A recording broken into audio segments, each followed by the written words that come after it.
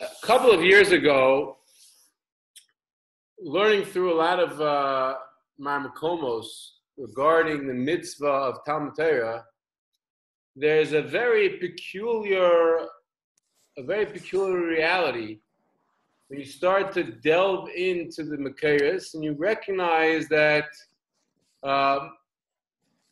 many of the simple understanding of the mitzvah d'oraisa Talmud Torah are based upon psukim in Nevi'im and Ksuvim, and I was very bothered by what is the mitzvah of Talmud Torah mid'oraisa. What does the Torah demand of us? And there are various different approaches to this question, but I wanna attack the sugya a little bit from a back door, but hopefully in this manner we'll be able to understand the sugya much more clearly. If we don't get through everything, that's okay, but at least I want to lay down the skeleton and the structure so we can figure out what we're talking about here. The Gemara Kedushin Chav Tesma Beis and the famous sugyas over there of mitzvahs Hava Laben, mitzvahs Kibbur Aim, the mitzvahs Talmud Torah. So the Gemara tells us Chav Tesma Beis Ton Rabbanan. Source number one: Hu lilmod u'bno lilmod hu kodem libino. That when there's a reality of two people, a father and a son, who both, it's time for them to go learn. And we're going to see that it's a situation that both of them can't go to yeshiva simultaneously. They don't have enough money to support themselves and their family. They don't have enough money to pay for tuition for them both to go to Beis Medrash simultaneously. So Gemara asks, if it's who lilmod or no lilmod, so first, the person's obligation, the person has to worry about himself before he worries about his son. So who kodem libino? Says the Gemara, Rabbi Yehuda Omer, in bino zoriz umumlach v'talmudo miskayim biyado bino kodemo. Hella the Gemara. Rabbi Yehuda says, guess what? It's not 100% proof positive. It's not always who kodem libino. Yes, there are some circumstances that bino, it comes first. If your son is zariz umumlach, if he's very quick, he's very salty, he understands the sugya well, and not only that, the talmudim eskayim biyado, and he remembers his learning, then bino kodmo, then your son comes first. And we have to understand, what does that mean your son comes first? That he's patel legamrei now? The father has no obligation out there anymore at all? We'll see momentarily. So Rav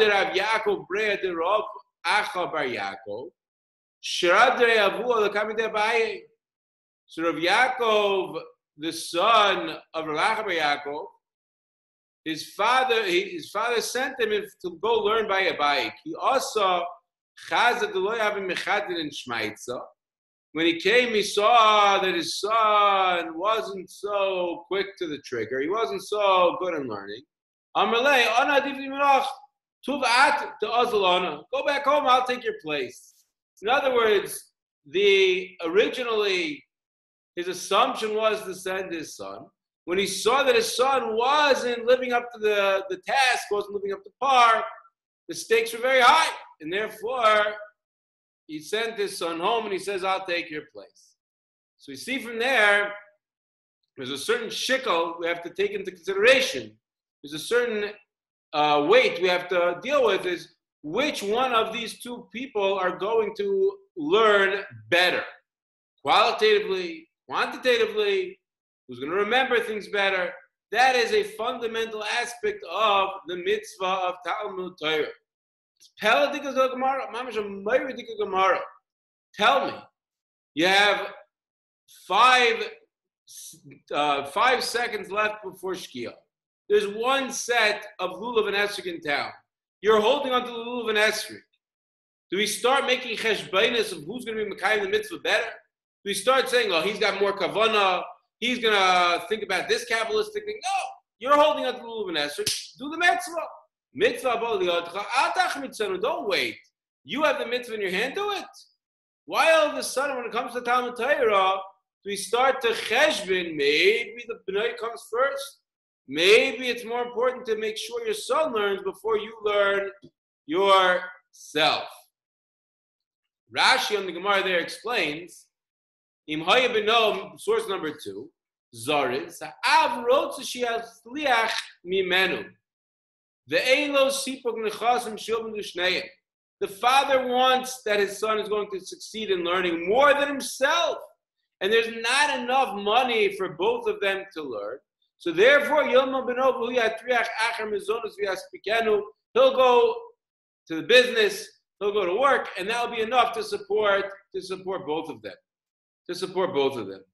I remember when I was in the Mir, I was in two Avrechim were learning in the same shir as I, and their father unfortunately passed away very young. Their father was a very successful businessman, and the father passed away very young. And he had one son who was around 31 years old, who was steiging away and learning, and a second son who was around 28 years old, also learning very, very stark. And I remember them coming to the Gemara, to my Rebbe with this Gemara in their hand, saying, one of us has to go take care of the business. It's either me or him. One of us has to go take care of the business. Which one should it be? Should it be the oldest son? Should it be the second son? Which one of us are going to give up our opportunity to sit in this medrash because that individual has to go take care of the father's business? Again, I understand that there's a necessity, cheshbon to make. Somebody's got to be financed the family. Of course, that's a very important decision in life. But when in the world have we ever had a cheshbon say, me or him? You have your obligation, he has his obligation. The father has an obligation of Talmud Torah, the father has to learn. The son has an obligation of Talmud Torah, the son has to learn. When all of a sudden does it become a family unit, a family structure, where we have to take a cheshbon of which one of the two of them? The Rambam haskins this Gemara. The Rambam in Hilchos Talmud Torah, Perek Aleph, Halacha Daled. If you go to the beginning of Hilchos Talmud Torah with the Rambam, it's a very ridiculous thing to do, Leil Shavuos, to go through Hilchos Talmud Torah with the Rambam. The Rambam, there are 1,000 different peculiar questions that jump out of the page. Mamish jump out at you. You can't avoid them when you're learning through the Rambam at the beginning of Hilchos Talmud Torah. He starts off with a funny halacha. He talks about who's pater from the mitzvah before he talks about who's chayiv in the mitzvah. There's a ton of very interesting things. We're not going to go through them now. But in halacha dalid, the Rambam says, "Hayu writes a little Torah v'yeshlo ben lilamed Torah." He wants to learn, and he has a son who also, ben lilmod Torah, and his son also wants to learn. So who called him limano? That's the Stam of the Gemara, the Stam of the Braisa. Continues the Rambam. Im haya b'no navon umaskil l'haven mashil yilmod yoser mimenu b'no kodem. If the son is very wise, very intellectual, he's going to understand that which is learned better than the father. So the son comes first. V'afal pi sheb'no kodem lo yivatalu. But even though his son comes first, it doesn't mean he's scot-free. Doesn't mean he's pater from Talmud Torah from here on out. No, he is not exempt from the mitzvah. Shekshem mitzvah alav lilamed espino kachu mitzvah lilamed atzma. Says the Rambam, you know why he's obligating in learning? And this line of the Rambam perhaps clues us in to the whole sugya. It's the key to answer most of the questions. The Rambam says, just as there is a mitzvah l'lamed es bino, to teach his son Torah, kachu mitzvah, so too he is obligated l'lamed atzmo to teach himself. To teach himself. What is the Rambam driving at with this line? He's telling us the reason that the man is not pater legamre, even though when it's a choice of father and son, and we already determined that the son is going to be a bigger Talmid Chacham, the son is going to learn better, so you send the son to yeshiva, and the father stays home, says the Rambam, but this father is not exempt from the mitzvah Talmud Torah Legamrei. The father is not off the hook, because he has an obligation to teach himself. What does that mean? Clearly, the Rambam is telling us a pella dika zach. The Rambam is telling us mamash a moira dika thing. He's telling us that the reason that when you have a cheshbon of who lilmod ubeno lilmod, when it's a question of who comes first, the reason that we take the son's intellectual capabilities into consideration is because guess what? There's a mitzvah to teach your son Torah. And that mitzvah to teach your son Torah allows the father to send his son to yeshiva, even if it means that the father is not going to be able to learn the same amount as the son. Of course, it doesn't mean the father's exempt. The father has other responsibilities. He has to be mefarnes the house. He has to be yatriach achar mizoynes, the Rashi says. But at the end of the day, even though he's involved in the business, even though he's got a 9-to-5 job or 9-to-7 job, he still's got to make sure he's clocking in and spending his time learning. Because there's a mitzvah to teach himself Torah as well. To teach himself Torah as well.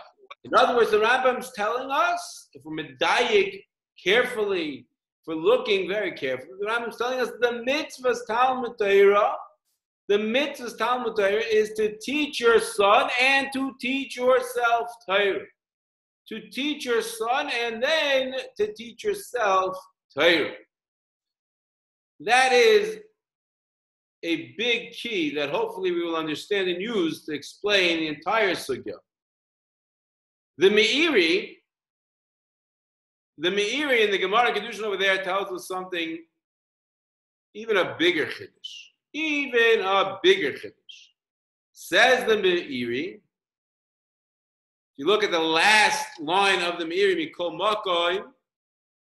Mikol makom im yesh biyado b'chidei limod shneim lo yiftar echad es chaveiro. Says the Meiri it says the Meiri that you send your son to yeshiva. You send his son to yeshiva. However, im yesh biyado b'chidei limod shneim, if there's enough for both of them to learn, lo yiftar echad es chaveiro, the fact that the son's learning doesn't exempt the father. The fact that the son is sitting in yeshiva hovering away, the fact that the son is being makabel Torah, that doesn't exempt the father. What's the Havamim? What's the Meiri coming to Bamvar? What's the Meiri coming to answer? Who would have thought that the son's limud Torah would be enough to exempt the father from learning? Of course, there's a mitzvah of Talmud Torah for the father. There's a mitzvah of Talmud Torah for the son. What does one have to do with the other? So it could be, based on what we're saying, though, and I'm going to skip source number 5 and shift to source number 6. But it could be, based on what we're saying, in Moyer de Kazach, that the mitzvah Talmud Torah fundamentally is a mitzvah of teaching Torah. It's a mitzvah of teaching Torah. So if I set up the system to teach my son Torah, I've now fulfilled my obligation. I'm now potter from Talmud Torah. Now it's the son. My son has an obligation to learn. I have to teach him. But who says I have to teach myself? Says the Meiri, no. If you're both able to do it, if you have enough money for both of you to learn, just like the Rambam says, there's a mitzvah to teach your son, there's also a mitzvah to teach yourself. In other words, and I want to bring this out beautifully with the psukim in a second. In other words, primarily the mitzvah's Talmud Torah is a mitzvah of teaching Torah. Primarily, again, and I'll repeat that, the mitzvah of Talmud Torah is a mitzvah to teach someone else Torah. Ramat Yosef Solomon points out, and this is not in the Maimonides, but Ramat Yosef Solomon in his Akdama to Sefer Memches Kinyanim points out that the mitzvah is called Talmud Torah, not Limud Torah. What's the difference between Limud Torah and Talmud Torah? Says Ramatas Yo, Talmud Torah means to teach another, whereas Limud Torah is to learn oneself. That the mitzvah is being defined. The Geder HaMitzvah is a Geder of teaching, not a Geder of learning independent of that.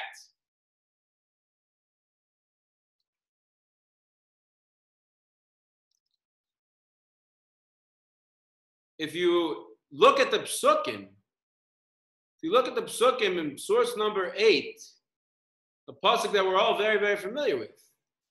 Vishinantom livanecha, v'dibarta bom, v'shivtecha b'veisecha, u'lechtecha b'derech, v'shoich b'ravcha u'b'kumecha. Vishinantom, you shall teach your children, v'dibarta bom, and you shall speak in them. Points out the Brisker Rav, the Chayr, it's out of order.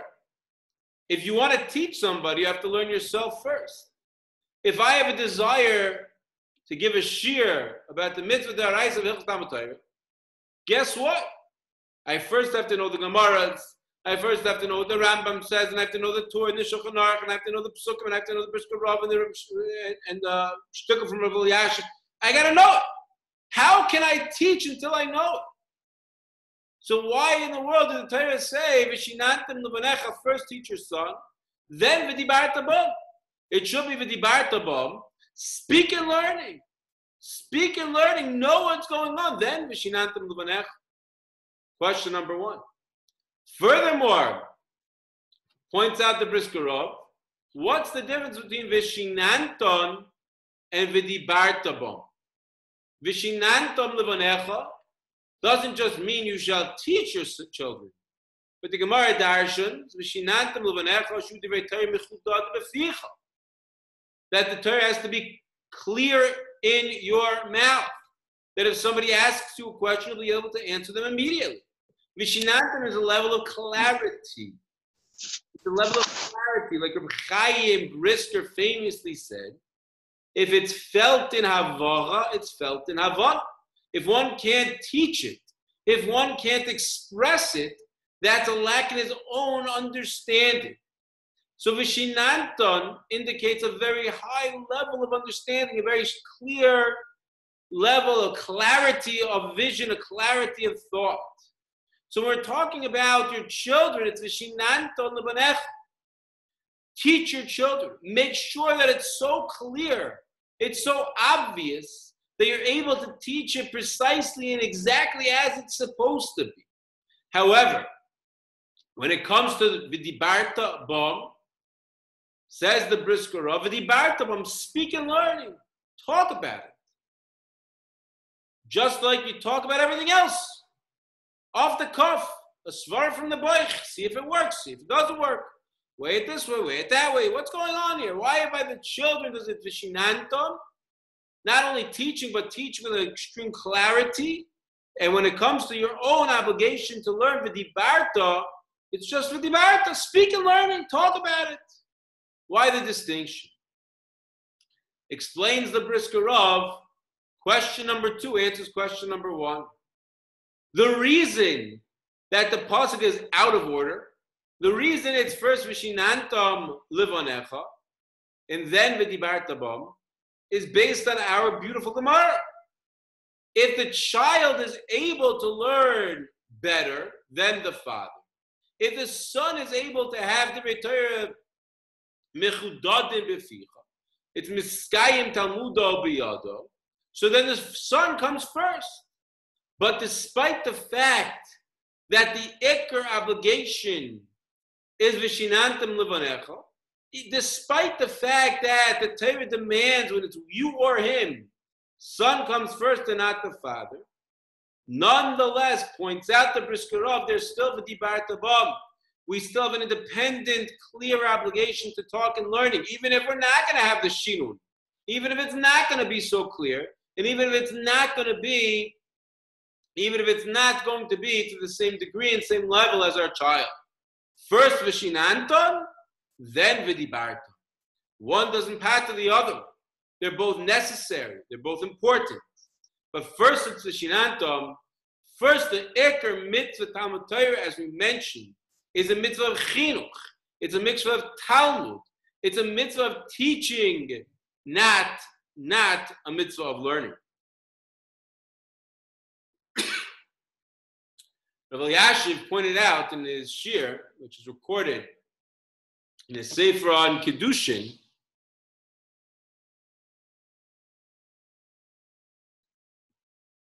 points out to Rav Elyashiv, even when the son is older, don't think that this mitzvah of Talmud Torah ends at bar mitzvah. Don't think it's a mitzvah that is capped at 13. The father has an obligation of chinuch. Guess what? When a person's bar mitzvah, chinuch b'etzem ends. Now the son has a mitzvah, has an obligation to do the mitzvahs. It's no longer begeder chinuch, it's begeder asiyas ha-mitzvahs. However, says Rav Elyashiv, that's not true when it comes to Talmud Torah. When it comes to Talmud Torah, the father's obligation to teach Torah and make sure that his son has clarity in learning applies for the entire duration of his life. It applies until that son is the Gadol Adar. It applies until death do we part. There's an obligation that doesn't end right away. Peculiar. Most times chinuch ends at bar mitzvah. Why all of a sudden is Talmud Torah different? Why all of a sudden is Talmud Torah unique in that manner? And perhaps we can understand this best based upon the Rambam in Sefer HaMitzvahs. The Rambam in Sefer HaMitzvahs, Mitzvah Yud Aleph, says the Rambam, VaMitzvah HaYud Aleph Hu shetzivanu lilmoid Chochmas HaTorah. The mitzvah is to learn Chochmas HaTorah, v'lilomda, and to teach it. V'zehu shenikra Talmud Torah. And that's what we refer to as Talmud Torah. V'omra v'shinantam livonech. There's an obligation, says the Rambam, that the Torah gave us a mitzvah to learn Torah and teach it. In that process, that two-step process of learning and teaching is called Talmud Torah. One without the other is a chisaron in the mitzvah. Points out the Me'il Shmuel, which is one of the Achreinim in the 1800s. The Me'il Shmuel, in the end of his Tshuvah, says, L'shonis HaRambam, points out that the real shtickle in the Rambam, the real explanation of the Rambam, the understanding of the Rambam is that the mitzvah is Talmud Torah. The reason the Rambam has to say Zehu Shnikar Talmud Torah is to tell you that's the mitzvah. The mitzvah is lelamda. The mitzvah is to teach Torah. A hechitinsa. A way to get to Talmud is through limud. I need to learn so I can teach. It's only there midaraisa as a necessary step in the process, but it's not an end in and of itself.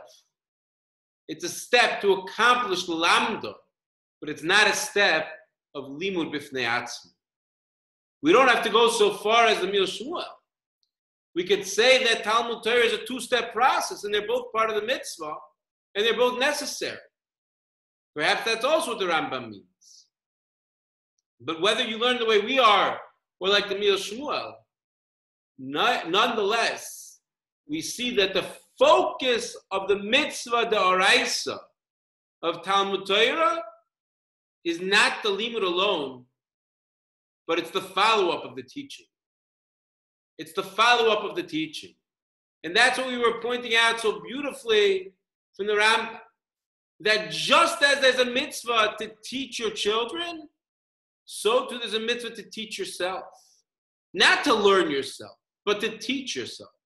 Because the mitzvah's Talmud Torah is teaching.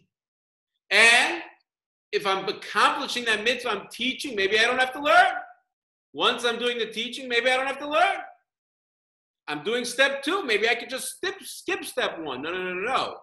If I'm also able to learn, I have a mitzvah to teach myself as well. I have a mitzvah to learn as well. But nonetheless, like the Brisker Rav said, Vishinantam, the children come first. The teaching is the primary focus. That's the goal. That's the end game. However, one wonders, continuity for continuity's sake seems silly. Why is it that the Torah is establishing a mitzvah to teach Torah? If it's just to make sure the Torah keeps on being taught, it will always remain. It will always be around. What's the purpose behind that? Why is that so important? Teaching for teaching's sake? Just for continuity? Just so it should remain? Seems very strange.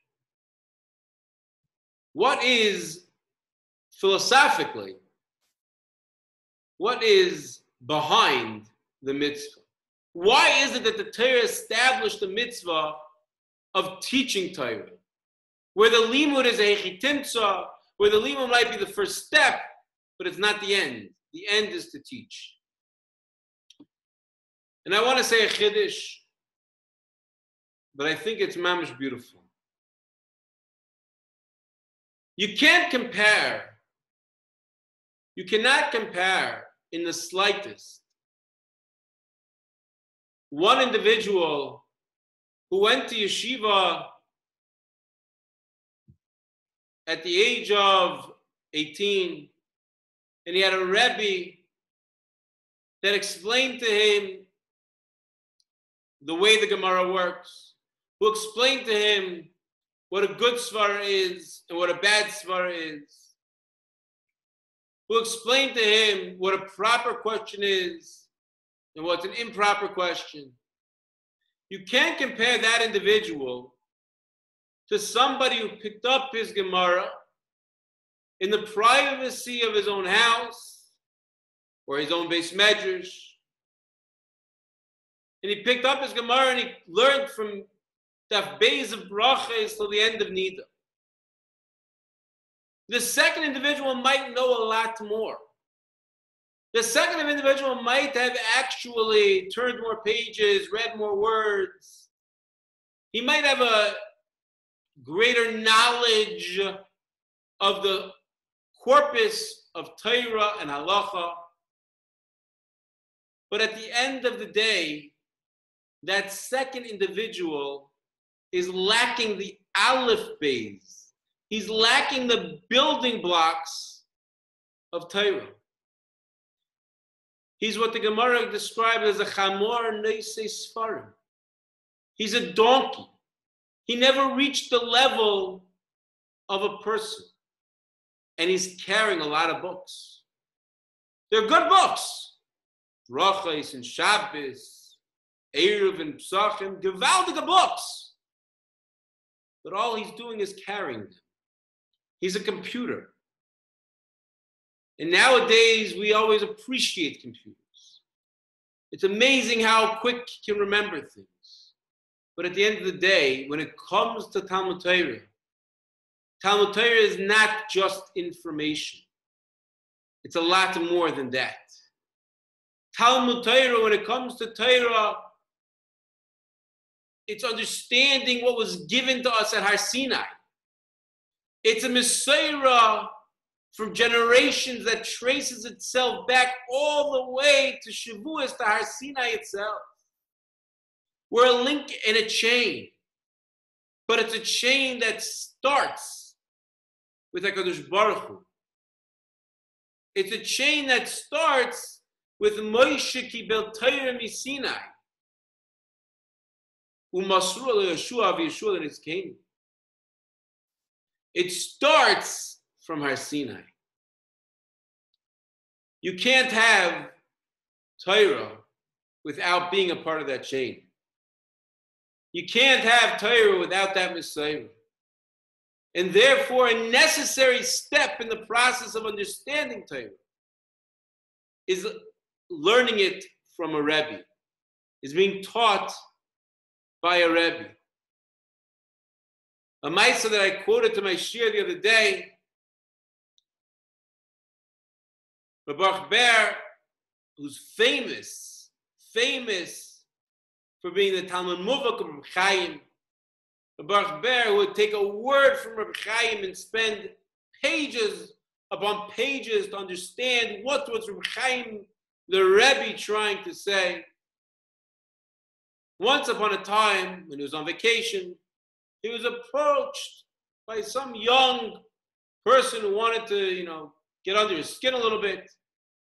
And he asked Baruch Ber, he says, what do you get from Reb Chaim that you don't already have from Rabbi Akiva Eiger, from the Ktsois, from the Nesivis?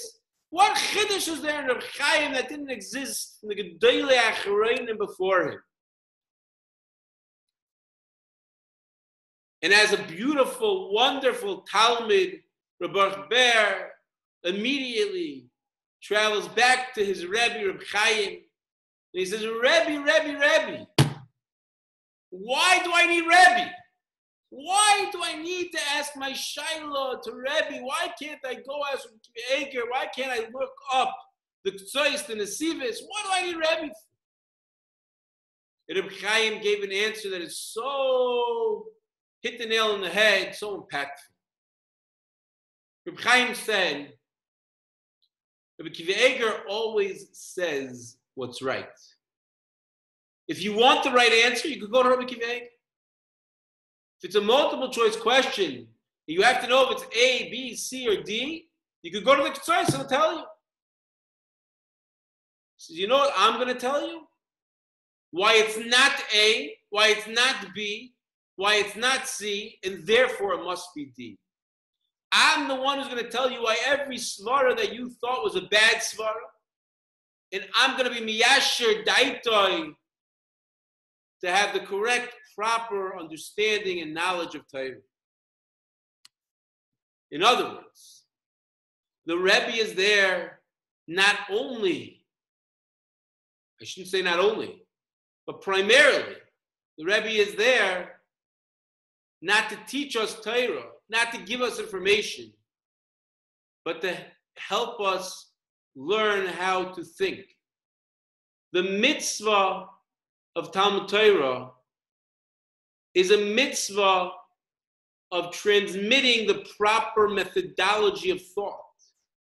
It's a mitzvah of developing individuals to be links in that chain. Of course we have to learn. We all have to learn.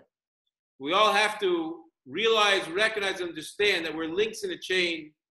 Come Shavuos, we're there to be Makabel Torah, to become another link in the chain. And that's the message behind the mitzvah of Talmud Torah. Shkoyach, Kol Tuv, everyone should have a wonderful, awesome, uplifting Chag HaShavuos. To be Makabel Torah Mechadash, we shall be Zoichet to be Makabel Torah B'yachad, together, zusammen, im Yetz Hashem B'Karv Mamsh.